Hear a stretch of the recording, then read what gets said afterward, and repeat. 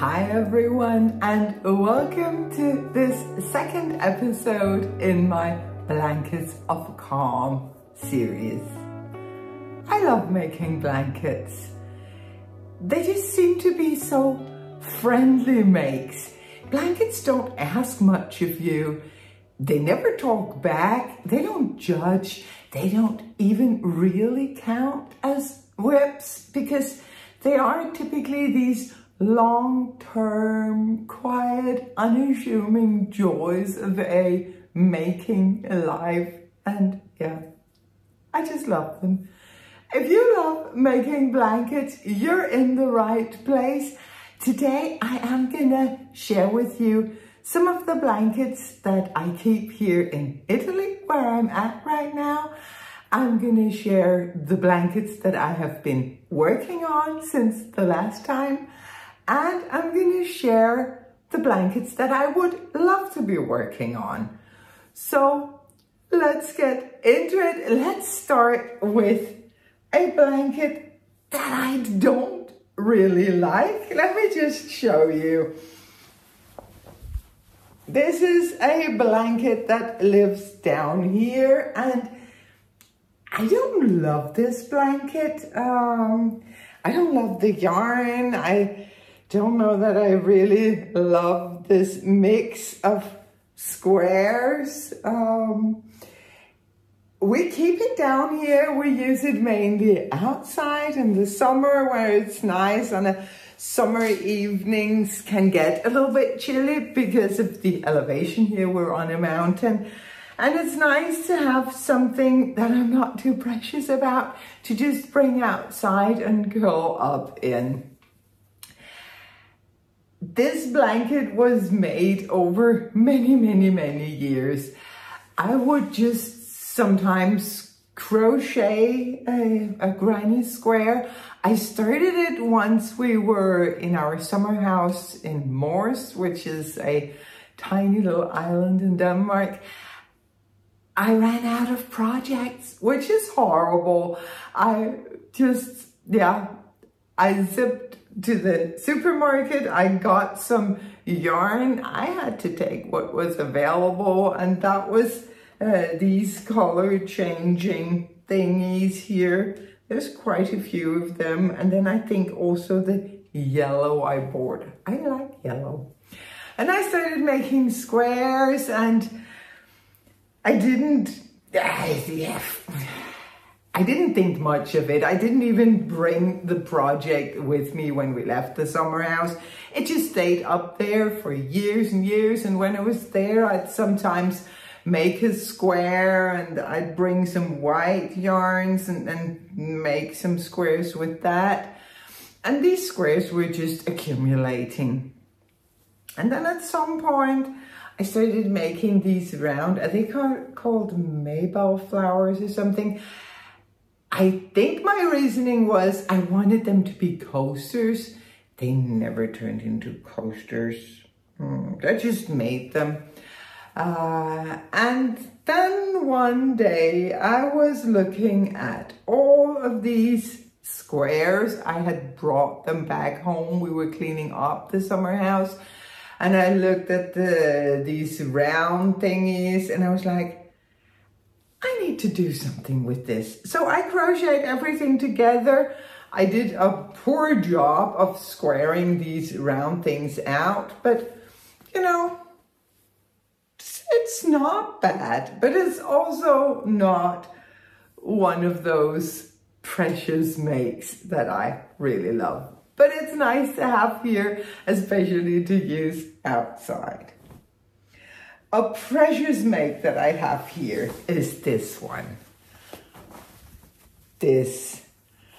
I love this blanket. I love everything about this blanket. I love the yarn, I love the colors, I love the pattern, I love the memories built into it. This one, I made all of the colored squares in December of 2020. A year I seem to be going back to all the time lately. And all of the white squares I made in January. that was a lot of crochet. I actually think the elbow problems that I sometimes suffer from probably stems from that time. 2020 was my first year of a Yarny advent calendar. I had never tried that before. I had never heard about that before. But when I heard about it, I bought one from a maker that I had never heard about. It was a hand dyer. I don't remember their name. I don't think they're active anymore. I would probably recognize the name if I heard it, but a Danish maker. And when it arrived, I was like, I need more yarn. So I made an advent for myself as well. And yeah, during December, I crocheted all of these little colorful squares, and I enjoyed every second of that. If you understand Danish, you can go back and watch some of the episodes from December of 2020 as I was crocheting up all of these. That was good times. And then I knew myself well enough that if I didn't go ahead and make the white squares right away, it would never happen. Oh, I'm just looking here. Oh, two very, very special yarns are in here. See this one and the one under it, these two. Those are dyed up by my granddaughter. Yay! They're precious. They're so special. This one is a yarn that I dyed up to make a cardigan for my grandson. There are so many memories in this blanket. As I was crocheting all of the colored squares, I could see that if I were to get any use out of this blanket, I would need it to be less colorful. So I got the idea to make every other square white. I have since, of course, seen the Battenberg blanket. I am completely taken with the Battenberg. It's a different square. It's like a full square. It doesn't have all of the holes that these do. Plus, it is crocheted with the join as you go method, if I'm not mistaken, which I wish I had known about at this time, because it took such a long time to stitch all of these squares together. But I just hunkered down and got it done. I am so happy that I did, because this blanket, that's a precious one. This one, I can use it outside, but if anyone else touches it, they're in trouble, because this is a precious make. I also have down here my original Minimax blanket, and this is huge. Yeah, huge. We use it on our bed. It doesn't cover the full bed. It covers it widthwise, but not lengthwise. But that is perfectly okay with me. I love this blanket. It is so squishy. Can you tell how squishy it is? And how drapey and lovely it just is.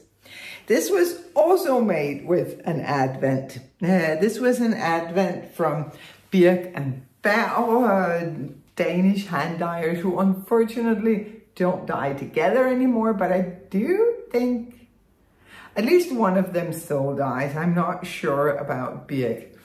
But yeah, beautiful colors. What I did is as you can see, the blanket is made up of these triangles that are then stacked. It's knit panels and then crocheted together. For each triangle, I used 10 grams of fingering weight, half one of the minis that the advent was made up of.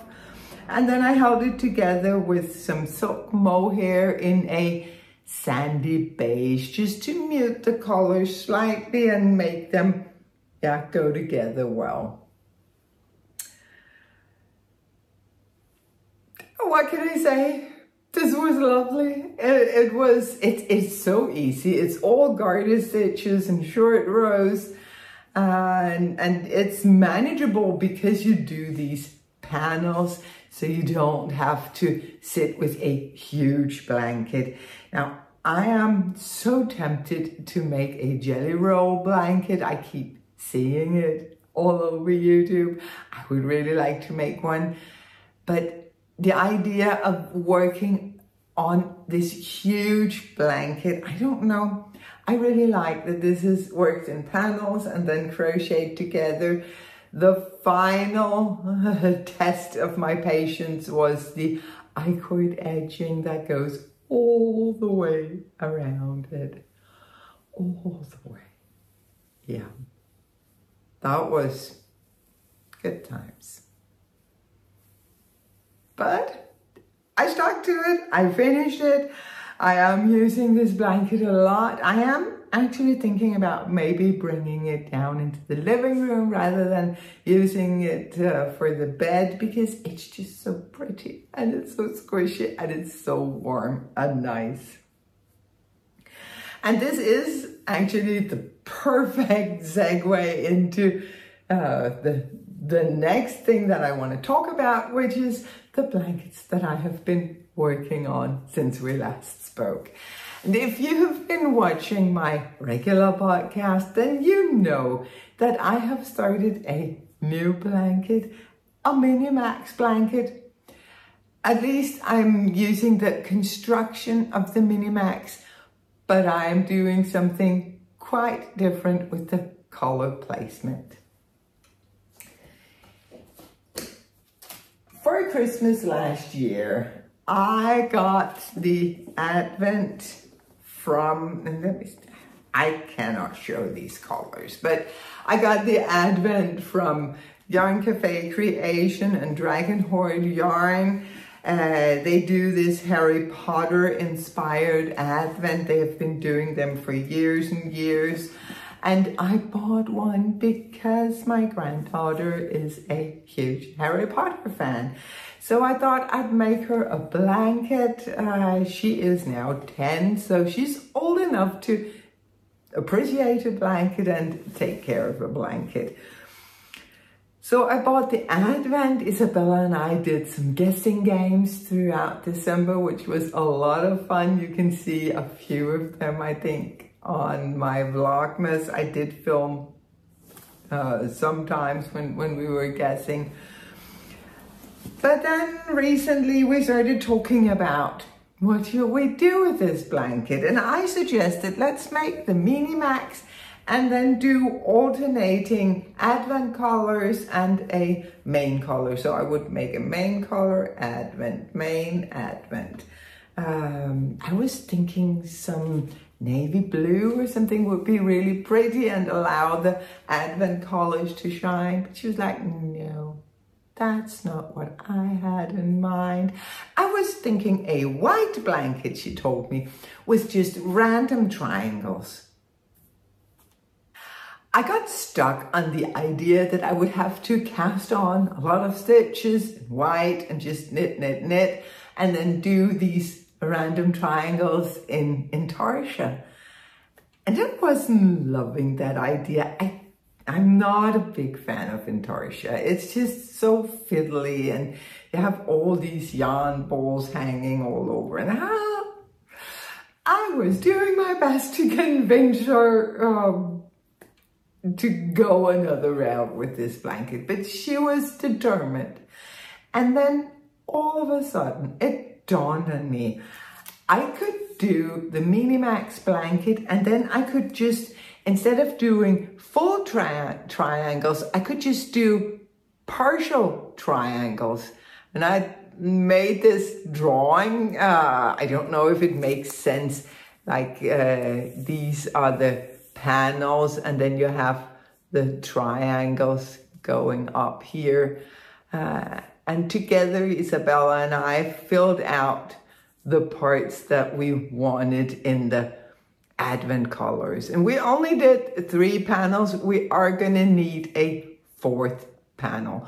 But this was workable. This was something that I could work with. This was something that I was even excited for. So let me show you, because I did finish 1 panel already.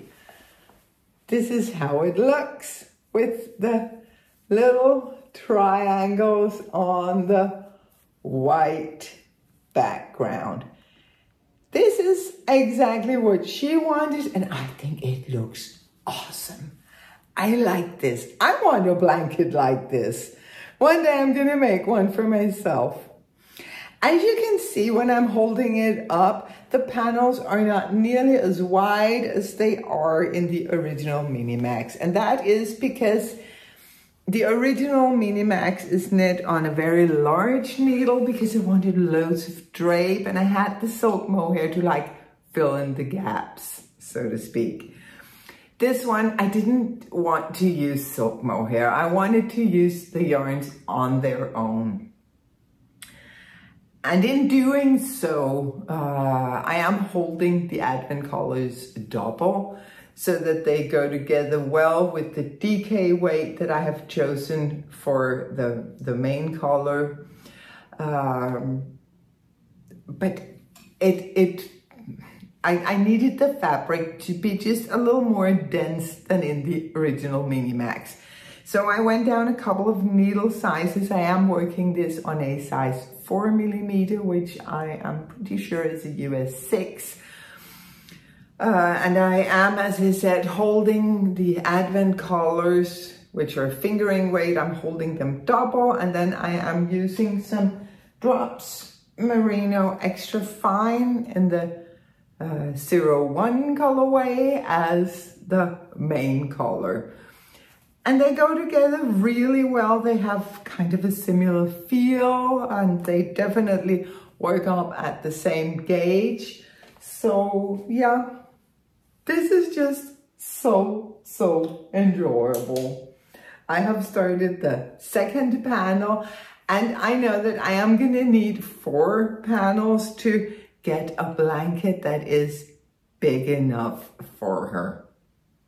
So 4 panels in all, and she's of course super impatient, but I am trying to manage her expectations and let her know that blankets need to take time. It's the nature of the knitted or crocheted blanket. There are some fun things going on here. The first of them is actually fun. This is the way that I bound off. I used the Icelandic bind off. You can find it, you can find tutorials on YouTube for the Icelandic bind off. It is so pretty when you are working garter stitch. It's such a nice bind off. It's the one where you like knit through the first stitch on your left needle into the 2nd. And that is not going to make any sense unless you either know the Icelandic bind off or go check out one of the many great tutorials that are available. But yeah, this is my preferred bind off for garter stitch, also because it's quite stretchy, but it doesn't flare out that like some of the stretchy bind offs out there are apt to do. So that's the really funny thing. Funny in the kind of frustrating way thing is this. Do you see how many ends I have here? It is because I keep cutting my yarn too soon. Because this blanket was not designed to be knit this way. It was designed to change your colors as you finished a triangle and started the next one. I have had to do stuff. If you look at this one, I changed the color as I started a new triangle, and all was good and fine. But then this one, there are 4 different triangles in the pattern. And this is the triangle where you actually end up changing your yarns on the wrong side, which doesn't look good in garter stitch. Then you'd have these pearl bumps in 2 colors. So what I had to do, and that took a couple of tries, I had to add the new yarn from the right side, and then as the triangle was growing, I would have to purl because it was growing from the wrong side. So I would have to purl the 2 stitches that the triangle grows with. I have no idea if I'm making any sense now. If you try to make this blanket, you will for sure find out what I am talking about.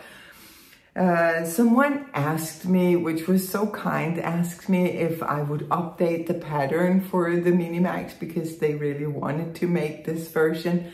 I'm not going to do that because that would be so much work. It would be writing a new pattern, and I don't think this deserves a pattern on its own. I really recommend that you just go ahead and play around with it yourself, and just know that when you run into problems like this, like how can the triangle grow from the wrong side? That looks terrible. Just purl stitches. It's not noticeable, at least not to my eye. It looks fine. So play around with it, have fun. It's a lot of fun deciding the color placements and the sizes of the triangles. And you can't really see it before you have everything put together because this looks kind of odd now, but it's gonna turn out beautiful, I am sure. Let me see.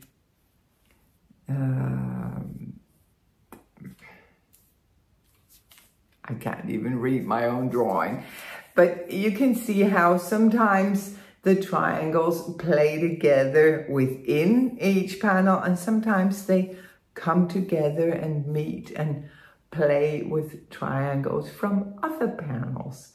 So I highly recommend that you draw up the amount of panels and squares that you're going to want to do. I am doing 14 squares, so 7 of the rectangles that are composed of 2 triangles in the height, and then I am going to do 4 panels instead of 3. So I highly recommend, if you want to do this blanket, that you just draw everything up and color in the little triangles that you want to have colored. This was a lot of fun too. This is the result of many hours of me and Isabella going, no, not like that. No, that can't be that. And we had a lot of fun doing that. And yeah, I am itching to work on it. I know that she's gonna be so happy once it's finished. But I also, I'm very much aware that this is a blanket. It cannot become a stressor. Even though it's a gift knit, it cannot become a stressor because it's a blanket. It's against the nature of blankets. So it will be done when it's done. Another blanket that I have been working on, and you will also have seen this on the podcast.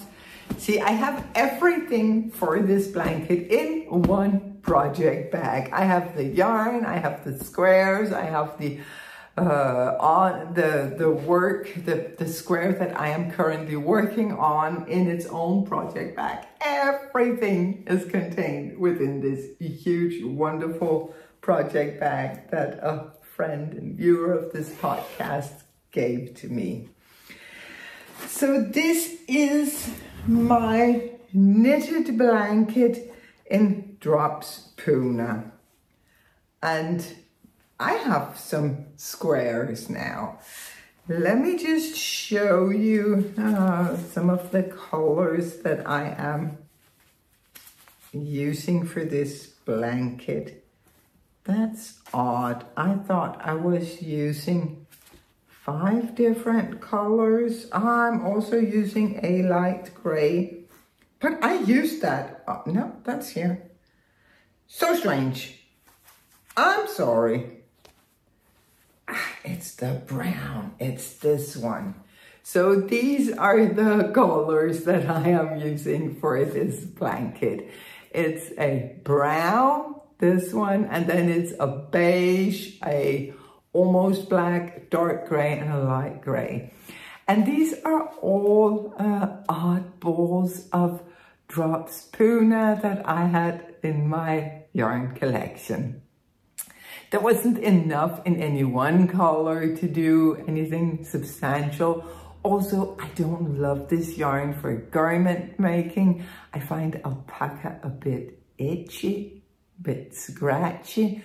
And also, it's just too drapey and it will grow out of control is my experience with it.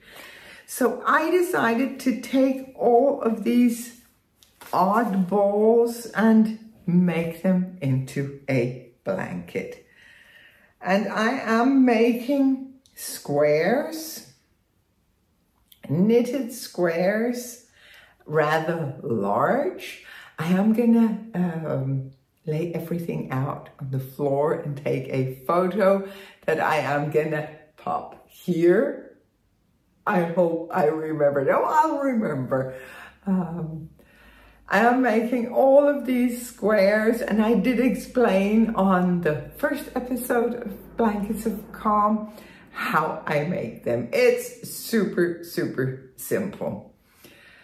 I am gonna crochet them together. I have found a tutorial on Instagram. I'm gonna link it in the description box below because that looks like a perfect way of joining knitted squares without having the lump and being able to see the back side of the crochet. It looks really neat and flat and also quite doable. I did bring this project when I went on vacation. I put it in this little project bag from Knitwear by Maki, who's one of my favorite bag makers. This one is waxed cotton and faux leather bottom, so it's a good vacation bag. In it, I keep the square that I am working on, plus a couple of, here was one of the brown balls, a couple of extra balls of yarn so that I don't risk running out. I actually also keep some stitch stoppers, which I should have put these on because when I pull it out, I will sometimes lose stitches. So these were a present from my friend Lizzie from the Poland, Texas podcast. I am enjoying them so much. And they're just so easy. And it really helps when you have this project that just keeps going in and out and in and out. I'm also keeping a yarn cutter, one that is airplane safe. Just so that I can always cut my yarn. Alpaca is a rather strong fiber, so if I have to break it, it's not going to look nice. So I keep this little yarn cutter in here as well. Right now, I also have in here some small little nuggets. I do use almost 50 grams for each square. I just have these little tiny things left. I am saving them because I think I'm gonna add tassels to the blanket after I finish it. For now, I'm just keeping all of the little nuggets in here so I know that I will have it if I need it. But yeah, this is my to-go project. It is always packed in here so that I can always just grab this tiny project bag. It squeezes down, it can fit into my purse, and I will always have something simple and easy to work on when I'm out and about. I haven't touched it since coming home from vacation though, but I will. Eventually I will. Maybe I will bring, I'm gonna bring it this afternoon. We're going out for lunch. We're going down to the Como Lake to get some lunch and just hang out at our favorite bar. Hopefully it'll be warm enough that we can sit outside. I'm definitely gonna bring that. But yeah, bringing it on vacation was definitely a good choice because I now have 4, 5, 6, 7, 8, 9, 10, 11. I have 13 squares and one on the go. I do think I am gonna need 30 in all, 5 by 6. Or maybe I can get away with 4 by 5, but I would like a really large and cozy blanket. To be determined. We will figure that out as we go. I also probably am gonna block all of the squares before I start adding them together, just because they're a little different.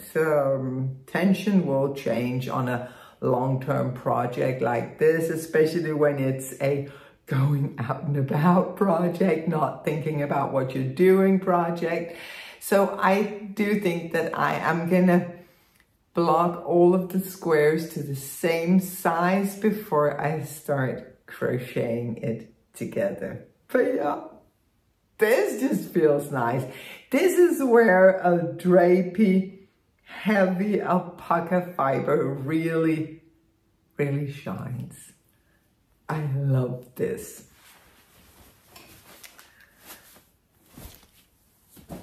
These are the only 2 blankets that I have been working on lately, but I do have something that I really want to work on. I've been watching people making magic knot balls, and I've just been like, what a clever way to use up the tiny scraps. And how much fun would it be to actually crochet from a magic knot ball? So I took all of my darker, moodier colors of fingering weight and I made a knot ball. Not a magic knot ball. The time that I have to spend on my scrappy projects is way too valuable for me to sit and fiddle with the magic knot. I just don't think it's worth it. What I do and what I have been doing for 40 some years is I make a slip knot and then I crochet over the ends. It's been working for so long. I'm going to continue to do that. If you enjoy the magic knot, I mean, I have added and it looks pretty for sure. The knot is almost invisible, but I don't mind crocheting over my ends. I do make sure to leave an end that is large enough to be crocheted over. It's all good. It's a scrappy blanket, but that was so much fun adding half of my scraps, at least, to this one ball. I also have all my lighter colored scraps here. I'm going to do a knot ball with those as well. Obviously, I have more scraps. I have a ton of scraps in Denmark, but I have decided to manage my collection that I have down here so it doesn't grow out of control with the oddballs and scraps, which is typically what can go wrong for me. So it feels really nice to have made this ball. It feels almost like I already used the scraps.